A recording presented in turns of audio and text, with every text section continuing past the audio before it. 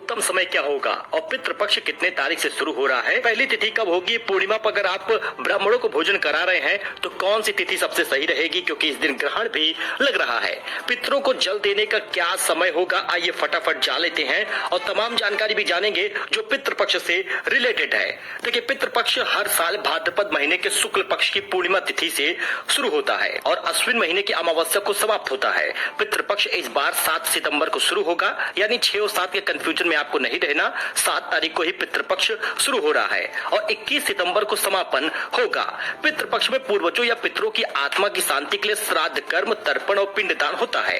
मान्यता है कि इस समय पितरों को तर्पण देने से या श्राद्ध करने से व्यक्ति को सुख, समृद्धि, खुशहाली के साथ शांति प्राप्त होती है।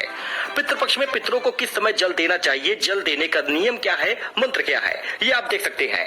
पितरों को जल अर्पित करने का सही समय आपको बताएं तो धार्मिक मान्यताओं के अनुसार पितरों को जल अर्पित करने से उनकी आत्मा को शांति और तृप्ति मिलती है। साथ ही तर्पण करने वाले व्यक्ति को पितरों का आशीर्वाद मिलता है। पितरों को जल अर्पित करने के लिए उत्तम समय सुबह 11:30 बजे से दोपहर 12:30 बजे के बीच होगा, यानी इसी समय 1 घंटे में आपको पितरों को जल अर्पित देना है। जी हाँ, बहुत सुबह की कोशिश मत करिएगा, लेकिन 11:30 से 12:30 सबसे बेहतर, सबसे शुभ होगा। पितरों को जल अर्पित करते समय आप कांसे का या तांबे के लोटे का प्रयोग करिएगा। बहुत लोग स्टील के बर्तन का इस्तेमाल करते हैं, वो बिल्कुल ना करें। पितरों को जल अर्पित करने का नियम क्या है? मान्यता है कि अंगूठे से पितरों को जल अर्पित करने से उनकी आत्मा को शांति मिलती है।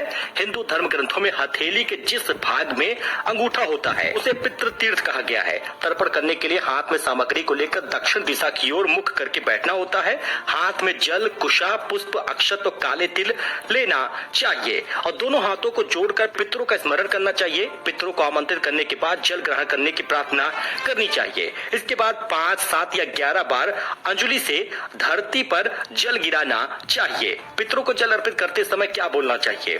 देखिए, पितरों को अगर आप जल अर्पित कर रहे हैं तो आप ये चीज जरूर बोलिएगा, स्क्रीन पर देख लीजिए। ओम देवताभ्यः पितृभ्यश्च महायोगेभ्य एव च नमः स्वाहाय स्वधाय नित्यमेव नमो नमः।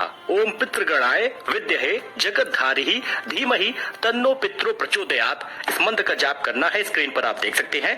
बस इतना ही करना होगा और जल अर्पित करना है। 7 तारीख को ही पितृपक्ष शुरू हो रहा है और खास बात यह है कि इसी दिन से 15 दिनों तक पितृपक्ष चलेगा और लोगों को जिन तिथियों पर ब्राह्मणों को भोजन कराना होगा, तर्पण करना होगा, वो सब कुछ करना होता है। लेकिन ध्यान दीजिए कि पितृपक्ष में न बाल कटाए जाते हैं, न दाढ़ी बनवाई जाती है, इस बात का ध्यान दीजिएगा। लेकिन आप तिथि के दिन दाढ़ी बाल वगैरह करा सकते हैं, नाखून कटवा सकते हैं, लेकिन जब तक तिथि चल रही है तब तक आपको थोड़ा सा बेराव करना होगा।